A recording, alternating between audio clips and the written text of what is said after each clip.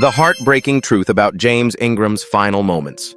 What if I told you that one of the greatest voices of the 1980s, the man who gave us timeless hits like Just Once and Baby Come to Me, spent his final years abandoned, erased, and battling 3 deadly diseases in silence?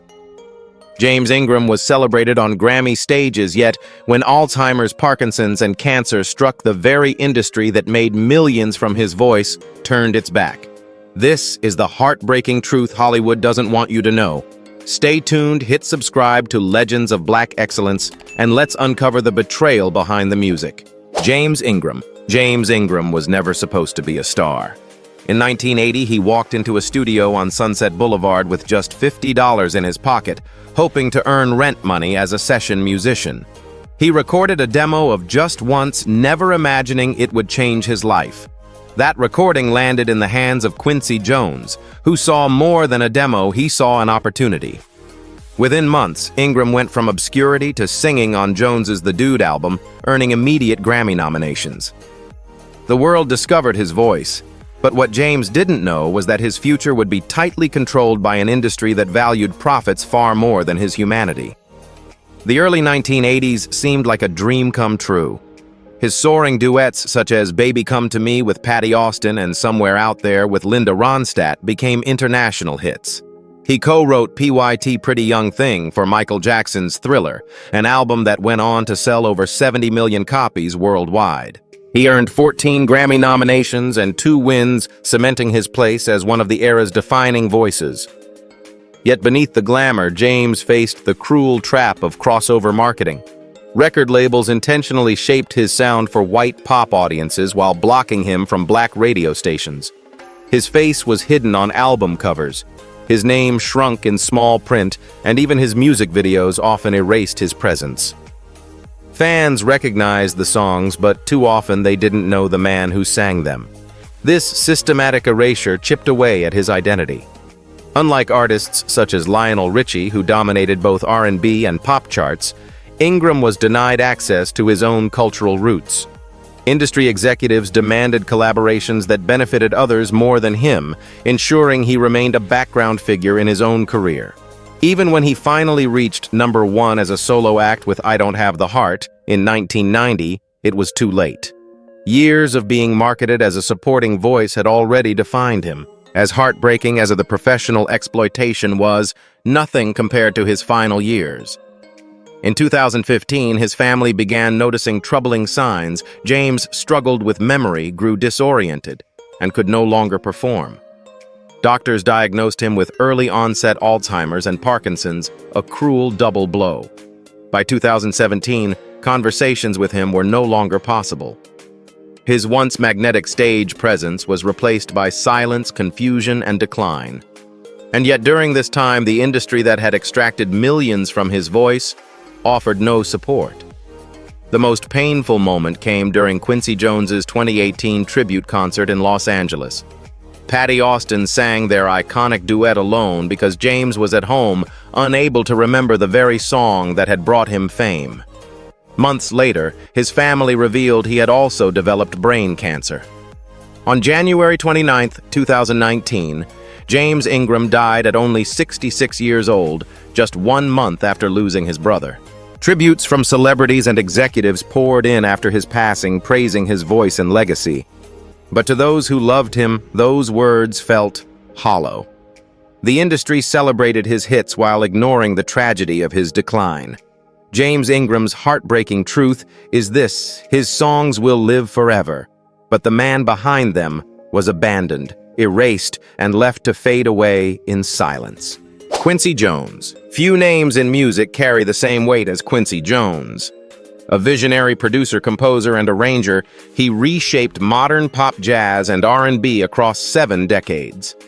By the early 1980s, he had already worked with Frank Sinatra, produced Michael Jackson's Off the Wall, and was preparing what would become one of the greatest collaborations in music history. Yet among all the artists Jones discovered, nurtured, and elevated, James Ingram's story remains one of the most complicated and heartbreaking. It began with a $50 demo. Jones heard Ingram's recording of Just Once in 1980 and was immediately captivated. He saw in James not just raw talent, but a voice that could bridge audiences. To Jones, Ingram was perfect for the dude, his genre-blending masterpiece. With Just Once and 100 Ways, Ingram's career took off, earning him Grammy Awards and worldwide recognition. From the outside, it seemed like Quincy Jones had plucked a hidden gem and given him the stage of a lifetime. But behind the scenes, the relationship was far less simple. Industry insiders often describe Jones as both a mentor and a gatekeeper. While he undeniably gave Ingram opportunities, he also kept him confined within the crossover mold. James's voice became a powerful tool to elevate Jones's productions, yet his individuality as an artist was never fully championed. Instead of helping Ingram build a sustainable solo career, Jones consistently paired him with other artists, Patti Austin, Linda Ronstadt, and later massive projects like We Are the World. These collaborations were successful, but they left Ingram in the shadows, more a featured vocalist than a recognized star in his own right. The irony is sharp. Quincy Jones was instrumental in shaping Michael Jackson into the king of pop, producing Thriller, which sold over 70 million copies, and Bad, which cemented Jackson's global dominance. He knew how to build legends. But when it came to James Ingram, the approach was different. The industry with Jones at its helm used his voice as an accessory, rather than the foundation of a career. Even Ingram's co-writing credit on PYT Pretty Young Thing was treated more like work for hire than artistic partnership. When James's health began to decline in 2015, Quincy Jones's absence spoke volumes. At the 2018 Quincy Jones tribute concert in Los Angeles, Patti Austin had to sing Baby Come to Me alone because Ingram was too ill to perform. Fans noticed the missing presence, but few knew the devastating truth that Alzheimer's and Parkinson's had already silenced him. Quincy never spoke publicly about James's condition during those crucial years. No benefit concerts, no industry campaigns, no push to support the man who had been such an integral part of his own legacy. Only after James's death in 2019 did Jones issue a heartfelt statement praising his beautiful voice and gentle soul. To some, that silence feels like betrayal. To others, it reflects the cold efficiency of an industry where even icons like Quincy Jones prioritize legacy over loyalty. What cannot be denied is this. Quincy Jones gave James Ingram his first big stage, but he also played a role in the system that controlled, muted, and ultimately abandoned him. The heartbreaking truth is that Quincy Jones's genius helped create legends, but sometimes at the cost of leaving others behind. Phil Ingram. For Phil Ingram, music was never just a career. It was family. Born into the same Ohio household as his younger brother James, Phil grew up surrounded by instruments and a deep gospel influence. While James gravitated toward piano and session work, Phil found his calling as a performer with Switch, a Motown group that earned acclaim in the late 1970s and early 1980s. Switch stood out because every member shared creative input, from writing songs to shaping the group's image. Unlike James, whose career was steered and controlled by outside executives, Phil enjoyed an environment where his identity as an artist was not erased. Yet Phil's story is inseparable from his brother's rise and eventual decline. When James became the unexpected voice behind Quincy Jones's The Dude, the Ingram family was proud but cautious. They knew how brutal the music industry could be. Phil often spoke of how James never considered himself a real singer, seeing his talent more as survival than destiny. That humility, Phil believed, made his younger brother vulnerable to manipulation. As Switch toured and recorded, Phil kept a close eye on James's journey. He saw how the industry boxed his brother into a crossover role, celebrated by pop audiences, but isolated from black radio stations. He also recognized the painful contrast. While Switch shared equal billing, James was frequently hidden, his image downplayed, even when his voice carried global hits. This duality weighed heavily on Phil. The heartbreak deepened in the mid-2010s. Phil was among the first family members to notice James's memory slipping. In phone calls and conversations, his once articulate brother struggled to hold on to details. By 2015, James had quietly stopped performing, and Phil realized the truth: Alzheimer's and Parkinson's were stealing him away. In interviews years later, Phil recalled the anguish of watching James fade. By 2017, he admitted we couldn't even hold a conversation any longer. Phil carried another burden: loss, compounded by loss. Just 1 month before James died, the Ingram family buried another brother. The double tragedy was crushing, leaving Phil to speak publicly about the devastation. He revealed what the music world had chosen to ignore: James's decline was not only physical, but financial. Despite decades of hits, his family struggled to afford the specialized care he needed. What stung most for Phil was the silence of the industry. He had seen firsthand how executives and fellow artists had relied on James's voice for their own success. Yet when the time came to rally around him, few appeared. At Quincy Jones's 2018 tribute concert, Phil witnessed Patty Austin sing "Baby Come to Me Alone," a painful symbol of how forgotten James had become. In sharing these truths, Phil became the guardian of his brother's legacy. While James's songs continue to live on in films, radio, and streaming platforms, Phil reminds us of the man behind the music, the brother, father, and son, who deserved far more love than he received from the industry. The heartbreaking truth is this: Phil Ingram not only lost a sibling, he watched the world abandon him in slow motion. And while millions celebrate James Ingram's voice, Phil carries the memory of how that voice was silenced long before his final breath. Patty Austin. When people think of James Ingram's career, one name often rises alongside his: Patty Austin. Their voices blended with a warmth and intimacy that seemed destined for each other. Together, they created timeless duets, like "Baby Come to Me" and "How Do You Keep the Music Playing," songs that defined romance for an entire generation. For Austin, collaborating with Ingram wasn't just about chart success, it was about chemistry, respect, and the joy of sharing music with someone whose voice could tell a story better than words alone. Their first major duet, "Baby Come to Me," was released in 1981, but initially struggled on the charts. It wasn't until the song was featured on the soap opera General Ho in 1982 that it shot to #1 on the Billboard Hot 100. For months, it was played at weddings, proms, and family gatherings across America. It became more than just a hit. It became an anthem of love. Austin later admitted that she and Ingram never expected the song to become so deeply embedded in pop culture, but the magic of their voices together was undeniable. Yet behind the success was the same pattern that haunted James throughout his career. Even in their biggest moments, the marketing machine positioned the duet less as a partnership of equals and more as a vehicle for crossover success. While Patty gained visibility as a respected jazz and pop vocalist, James was still being treated as the safe black voice hidden behind other names. Austin often praised Ingram's humility, but she also knew the cost of that humility in an industry that rewarded ego and control. The emotional weight of their partnership revealed itself most powerfully in 2018.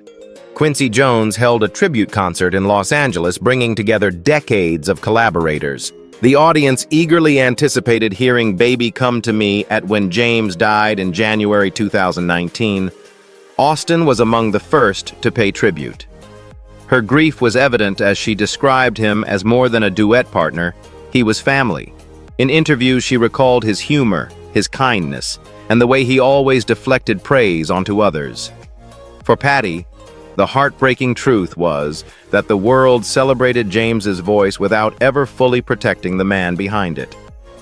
To this day, every time "Baby Come to Me" is played, Patty Austin's voice carries not just the melody of love, but the memory of a partnership tragically cut short.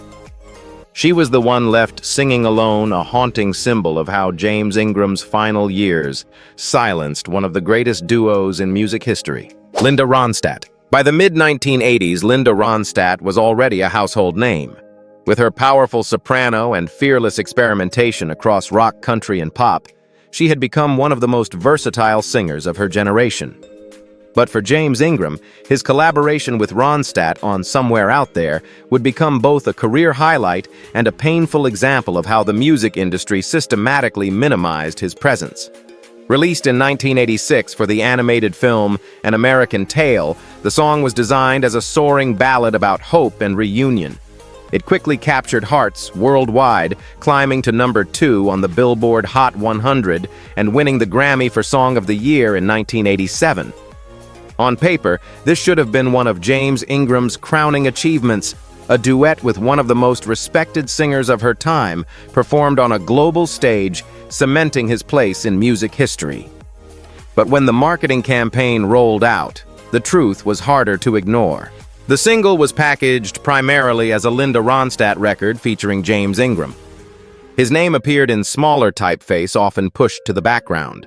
Promotional images highlighted Ronstadt's career while James was reduced to a supporting role, despite his vocals being just as crucial, just as soaring, and just as memorable. Even the music video reinforced this erasure. Rather than showcasing either artist, it focused entirely on animated footage, ensuring that neither singer's face defined the song. For Ingram, who had already been fighting to establish his own identity, this was another blow in a career-long battle against invisibility. Ronstadt herself never denied James's talent. In fact, she often spoke with admiration for his rich baritone and the emotional weight he brought to their duet. Their voices were equals on the record, blending seamlessly into a performance that generations still remember. Yet the way the industry chose to market the collaboration was no accident. It followed a familiar pattern. Pair Ingram with established or white artists reap crossover success but keep him from building his own brand. For James, the success of Somewhere Out There was bittersweet. He earned recognition, but not ownership. The Grammy trophy carried both their names, yet public memory attached it more firmly to Ronstadt. He became once again the anonymous voice behind someone else's hit. For Linda, the duet was one of many high points in a decorated career. For James, it was a reminder that even his greatest moments could be repackaged in a way that diminished him. The heartbreak deepened years later as James's health declined. By the time Alzheimer's and Parkinson's had silenced him, the duet that had once symbolized unity had become a symbol of absence. When fans played Somewhere Out There, many remembered Linda Ronstadt, but did not know that James, her equal partner in the song, was fading away in obscurity, stripped of the recognition he deserved. Linda Ronstadt's career remains celebrated, and rightly so. But James Ingram's role in their shared triumph exposes the industry's double standard. He was the voice that lifted the song into the heavens, yet his face was hidden, his legacy muted. The heartbreaking truth is that Somewhere Out There lives on as a global classic. But the man who gave it its soul was forced into the shadows even in one of his brightest moments. Michael Jackson. Michael Jackson's career was built on extraordinary vision, relentless discipline, and genius collaborations. But behind the megastar, there were quiet architects, people like James Ingram, whose creativity shaped the sound of the king of pop. Ingram's role on Thriller is a hidden chapter in music history. A chapter that shows how brilliance can be celebrated in one man while erased in another. Ingram co-wrote PYT Pretty Young Thing, one of the funkiest tracks on Thriller. While Michael and Quincy Jones took the spotlight, Ingram's fingerprints were everywhere. The infectious hooks, the rhythmic drive, the lyrical phrasing that gave the song its playful energy. PYT may not have topped the charts like Billie Jean or Beat It, but it became a lasting fan favorite, sampled by later artists like Kanye West and Monica. Every chant of Pretty Young Thing echoes a piece of Ingram's imagination. Yet James's name was buried deep in the credits. In an industry obsessed with star power, his contribution was treated as background detail. The royalties he earned never reflected the song's long-term cultural weight. While Michael's estate continues to generate millions annually from Thriller, Ingram's family struggled to cover the crushing medical bills of Alzheimer's, Parkinson's, and eventually brain cancer. The contrast was brutal. Michael Jackson died in 2009 at age 50, his passing making global headlines, dominating news cycles for weeks, and triggering tributes around the world. Ingram, who passed 10 years later in 2019, received respectful obituaries, but nothing close to the global mourning that Michael inspired. Both men shaped music that defined the 1980s, but only one was immortalized as a global icon. Michael's legacy is undeniable, yet the heartbreaking truth is that James Ingram helped build part of that empire and lived his final years in silence, financial strain, and obscurity. His story reminds us that behind every superstar, there are others whose voices and pens never received the spotlight they earned. Jermaine Jackson. While Michael Jackson was redefining superstardom, his older brother Jermaine Jackson played a quieter but pivotal role in connecting James Ingram's family to the music industry. In the late 1970s, Jermaine then married to Hazel Gordy, daughter of Motown founder Berry Gordy, was a crucial bridge between Motown and new acts looking for a chance. One of those acts was Switch the Band, featuring Phil Ingram, James's brother. Jermaine heard them perform and was so impressed he brought them to Motown's attention. Switch signed, and for Phil it opened doors to perform, write, and grow as a musician with creative equality. This connection highlighted what James would never fully experience: artistic freedom within a supportive structure. James admired Jermaine's ability to spot talent and open doors, but his own career path diverged sharply. While Jermaine was tied to Motown's powerful infrastructure, James was pulled into the orbit of Quincy Jones, where every move was controlled by marketing executives seeking crossover profits. Jermaine's advocacy helped make Switch a respected R&B act. James, by contrast, became the invisible voice behind other stars' projects. Jermaine's story also underscores the family dynamics of Motown. Being tied to Berry Gordy gave him access and visibility, even if he sometimes stood in Michael's shadow. James, despite his Grammy wins and collaborations, never had that institutional backing. He remained an outsider, valued for his voice, but denied the machinery that could have built his brand. By the time James's health collapsed in 2015, Jermaine was still performing, still visible in the public eye through Jackson family tours and media appearances. Meanwhile, James slipped into silence, his absence from the 2018 Quincy Jones tribute, a painful sign of his decline. The industry had platforms for Jermaine, but none for Ingram. The heartbreaking truth is that Jermaine Jackson represents the opportunities James Ingram never received. Both men had talent, both had connections, but only one had the backing of Motown's empire. James, despite writing hits and singing classics, died largely erased from the industry that once celebrated him. Kenny Rogers. Kenny Rogers was already a global icon when he crossed paths with James Ingram. With hits like The Gambler and Lady Rogers, had mastered the art of storytelling ballads that appealed to both country and pop audiences. By the mid-1980s, his image as the white-bearded troubadour of love and life was firmly established. But when James Ingram entered his orbit through the 1984 single, What About Me?, a collaboration with Kim Carnes, another chapter in Ingram's exploitation unfolded. The song seemed like an all-star event, three powerhouse voices uniting for a sweeping ballad.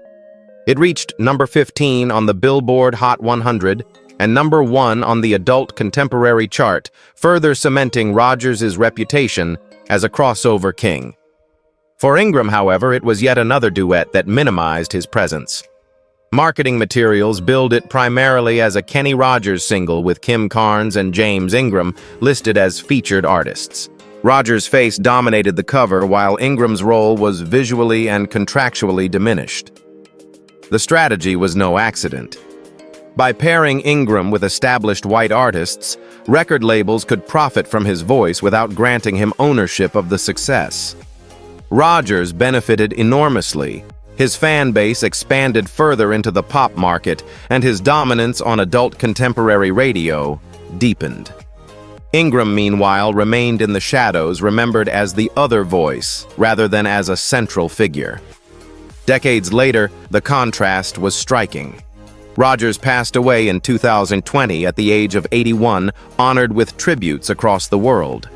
His legacy was celebrated in documentaries, specials, and award show memorials. James Ingram, who died just a year earlier, received far less recognition despite his equally timeless contributions.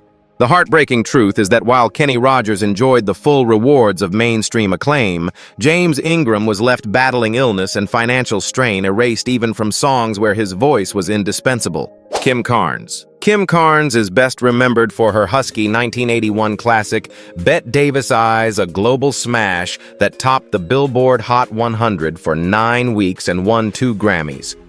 By the mid-1980s, she was a respected pop artist, known for her distinct, smoky tone. When she joined Kenny Rogers and James Ingram on What About Me in 1984, it seemed like a perfect storm of talent. Yet for Ingram, the collaboration became another example of how his identity was overshadowed, even when his voice was front and center. Carnes' raspy vocals blended with Rogers' warm baritone, while Ingram's soulful tenor gave the track emotional depth. Critics noted how his voice elevated the chorus, injecting passion into the song's plea for recognition in love. But when the record was promoted, Ingram's contribution was treated as secondary. Press coverage focused on Rogers and Carnes, both already familiar to white mainstream audiences. Ingram, despite his Grammy wins, was barely mentioned. This was the essence of what industry analysts now call the collaboration curse. Ingram's biggest hits often came through duets, but those pairings were carefully structured to ensure he never dominated the spotlight. While Carnes and Rogers continued to headline tours and benefit from promotional campaigns, Ingram was kept in the background, his brand stunted by deliberate marketing choices. As the decades passed, Kim Carnes stepped away from the spotlight, enjoying a quieter life, but retaining recognition for her landmark hit. Ingram, however, spent his final years fighting Alzheimer's, Parkinson's, and brain cancer. The royalties from songs like What About Me never translated into financial security or medical support. When he died in 2019, the industry that had exploited his voice stayed silent until tributes poured in after the fact, too late to help him or his family. The heartbreaking truth is that What About Me asked a question. James Ingram lived his entire career. What about me? While Kim Carnes and Kenny Rogers enjoyed full recognition for their legacies. James Ingram's name was too often left in small print, his presence erased even from his own triumphs. Lionel Richie. In the 1980s, Lionel Richie became one of the most beloved voices in music. After leaving the Commodores, he launched a solo career that quickly turned him into a global superstar.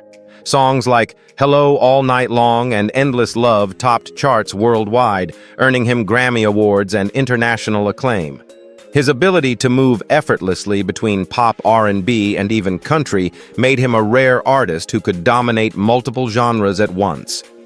For Lionel Richie, crossover success was celebrated. For James Ingram, it became a trap. The music industry viewed Richie as a natural crossover artist. His smooth delivery, songwriting skill, and polished image made him a safe bet for both black and white audiences. When he topped both the pop and R&B charts, executives applauded. They marketed him as a global icon, placing his face on magazine covers, his name in bold headlines, and his image on every album sleeve. Lionel Richie became not just a singer, but a brand. James Ingram, meanwhile, possessed a similar gift. His baritone was powerful, yet tender, gospel-trained, yet pop-friendly. His ballads carried the same universal themes of love and longing that made Richie so successful. But instead of celebrating his ability to move between audiences, the industry punished him for it. Record labels told R&B stations his music was too pop, while pop stations branded him too R&B. Executives deliberately kept him in the middle, preventing him from dominating either chart. What had been a highway to superstardom for Richie became a prison cell for Ingram. The difference was not just talent, it was treatment.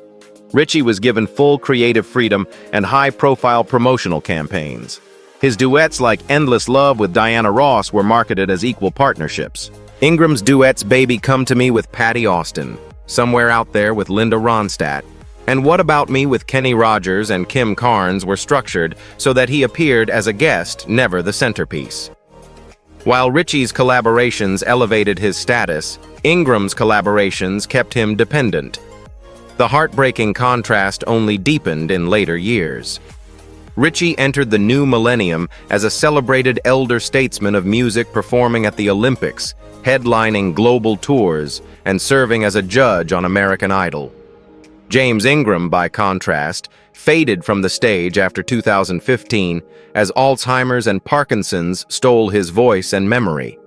While Ritchie remained a household name, Ingram's absence was barely acknowledged by the industry that had once relied so heavily on his talent. The tragedy is not that Lionel Richie succeeded; his artistry earned him every accolade. The tragedy is that James Ingram was denied the same chance to thrive. Both men were gifted vocalists capable of bridging genres, but only one was allowed to turn that gift into enduring legacy. The other was erased, hidden behind duets, denied ownership of his hits, and abandoned when illness struck. The heartbreaking truth is that Lionel Richie's rise and James Ingram's decline reveal a double standard that defined an era. One artist was celebrated for his crossover appeal, the other punished for it. One became a legend, the other a ghost in his own career. James Ingram's life reminds us that even the brightest voices can be silenced by an industry that profits, but rarely protects. His journey from Grammy stages to a battle with Alzheimer's, Parkinson's, and cancer is not just heartbreaking, it's a wake-up call. Why are legends celebrated only after they're gone while their real struggles are ignored? At Legends of Black Excellence, we honor the truth, not just the music.